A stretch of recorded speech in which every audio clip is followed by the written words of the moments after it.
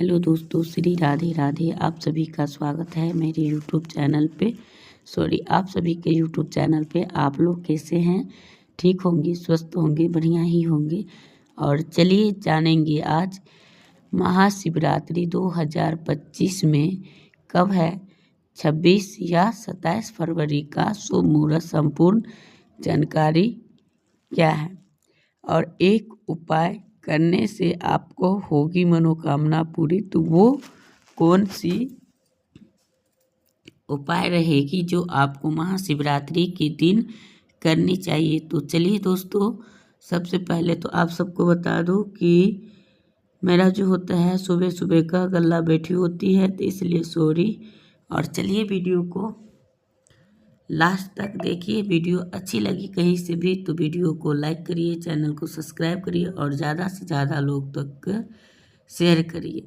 और आप सभी से जो मेरे न्यू भाई बहन जुड़े हुए हैं उनसे यही है कि आप लोग इस चैनल को लाइक करेंगे तो आपको सबसे पहले नोटिफिकेशन आप तक के जाएंगे। तो आपका धर्म बनता है कि आप अगर वीडियो देख रहे हैं तो वीडियो को लाइक भी कर लीजिए और सब्सक्राइब भी कर दीजिए, तो आपको बहुत ही लाभ मिलेंगे। तो चलिए दोस्तों, अब हम जा रहे हैं आप सभी को बताने कि महाशिवरात्रि के दिन, पहले महाशिवरात्रि कब है उनका संपूर्ण जानकारी तो आप लोग जानेंगे और उनके साथ साथ सभी नियमों का पालन करेंगे।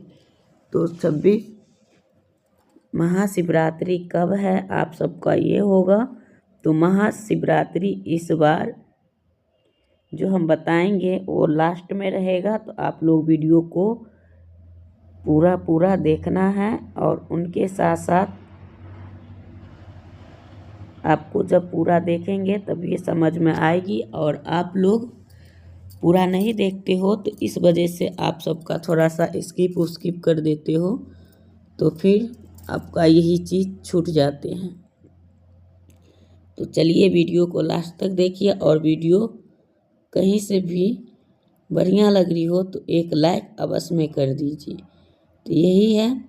और उन्हीं के साथ साथ आप सभी को मैं बता दूं कि जब आप लोग महाशिवरात्रि का व्रत करेंगे तो उनका संपूर्ण नियम ये रहेगा कि जब आप महाशिवरात्रि के भी नहाए खाए होती है एक दिन पहले, जो होगा मंगलवार को। और बुधवार के जो है ये महाशिवरात्रि इस बार बुधवार के दिन को पड़ रही है, तो आप लोग को बुधवार के दिन महाशिवरात्रि का व्रत करनी है। और उसी दिन आप सभी को महाशिव पार्वती का गठबंधन यानी पूजा पाठ करने के साथ साथ आप उनका गठबंधन भी करेंगे। और जो लोग विवाह करवाते हैं उनको तो बहुत सारे लाभ मिलते हैं। और जानते ही होंगे कि उस दिन कुमारी कन्या से लेके शादीशुदा महिलाओं तक भी ये व्रत रखा जाता है। और इस व्रत का नियम ये है कि बहुत सारे लोग 24 घंटा व्रत रहती है, बहुत सारे लोग भर दिन व्रत भी रहती है ना, तो जैसे कि फलाहार करती रहती है। तो इनका एक ही चीज़ सामान्य पूर्वक माना जाता है कि अगर आपने व्रत रखे हैं, अगर विवाह करवा रहे हैं शिव भगवान और पार्वती को, तो आपको क्या करना है, व्रत रखना है। और ये नहीं कि हाँ चलिए चाय पानी पी लेते हैं, नहीं, आपका हो रहा हो, शरीर साथ दे रही है तो आप अगर रख लेते हैं तो चाहे पानी ले लीजिए। लेकिन ये नहीं कि आप सुबह में मतलब दिन में भर दिन मुंह चलाते रहे।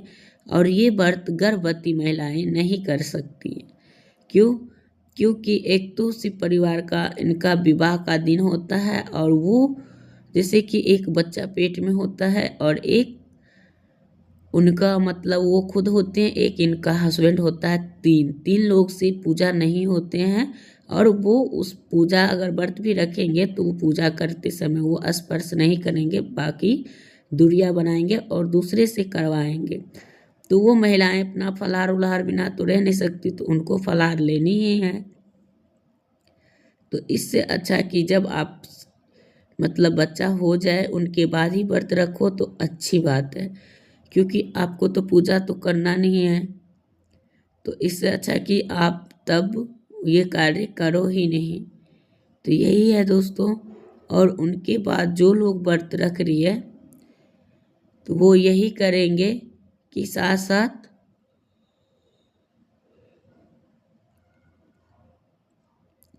व्रत भी करेंगे और व्रत के साथ साथ उनको ध्यान में रखते हुए उस दिन सिर, बहुत सारे लोग सोमवार के ही दिन धो लेते हैं, बहुत सारे लोग उस दिन मंगलवार पड़ने वाले हैं नहाय खाए के दिन, तो आप लोग देख लीजिएगा कि मंगलवार को तो सिर धोते नहीं है, लेकिन अगर आप धोएंगे तो आपको देखना पड़ेगा कि आप किस उससे देखेंगे और कैसे करेंगे, तो वो आपको रहेगा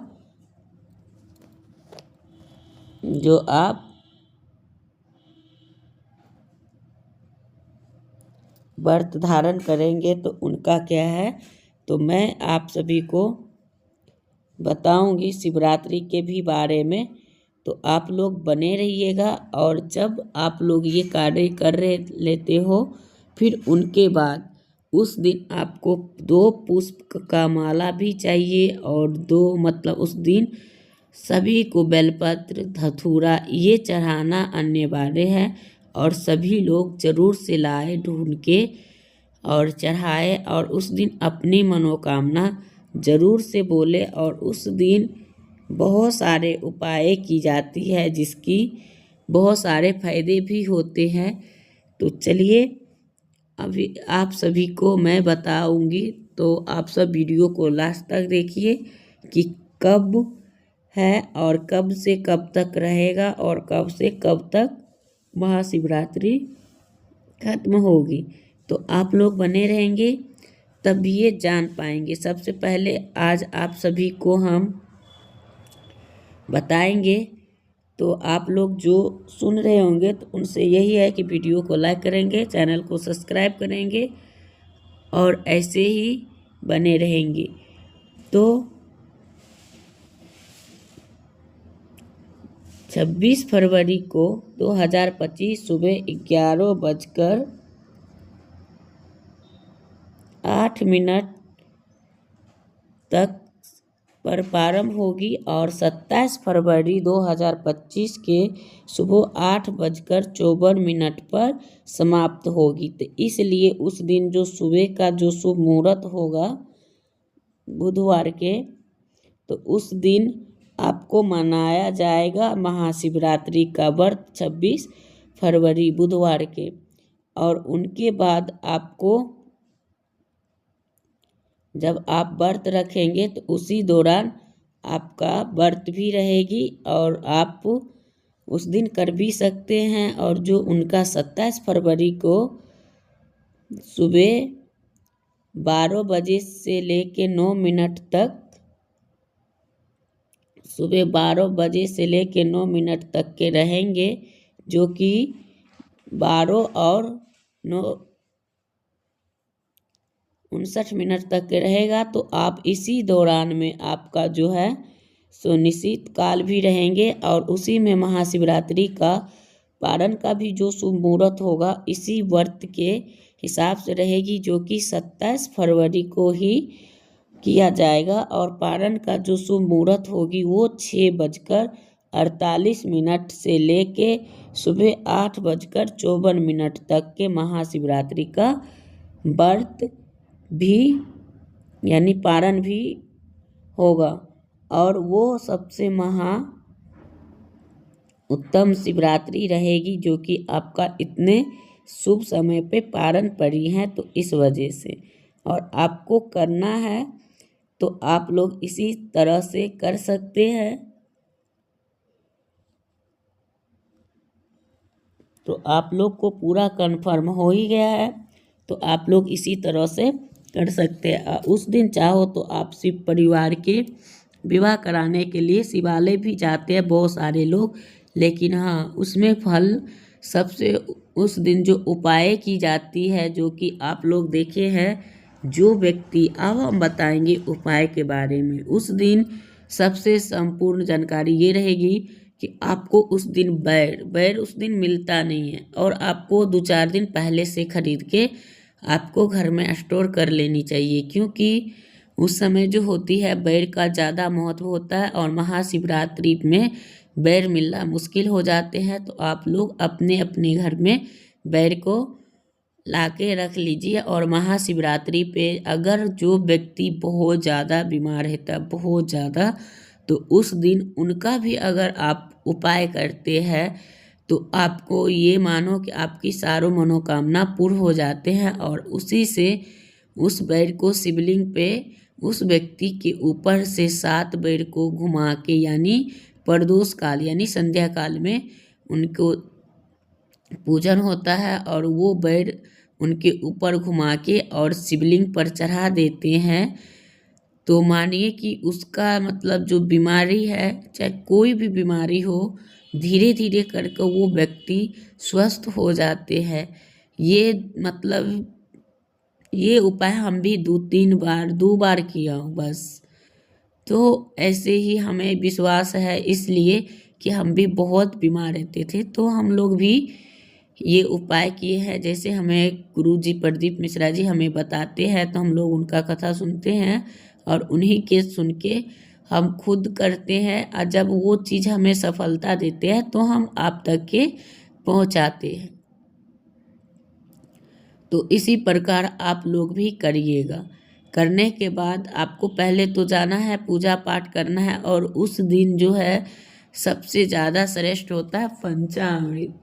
तो आपको लेके जाना है, या तो अलग अलग सारे सामान रख लो, या तो एक में मिक्स करके भी ले जा सकते हैं। और अलग अलग भी बहुत सारे लोग मतलब अलग अलग सजा के ले जाते हैं। तो उस दिन बहुत भीड़ रहते हैं, जिन वजह से आपको मतलब व्रत पूजा में धक्कम धुक्का होता है तो उसमें आपको किए करने का मौका नहीं मिलते हैं। तो इसलिए घर से बना के जाए तो अच्छा है।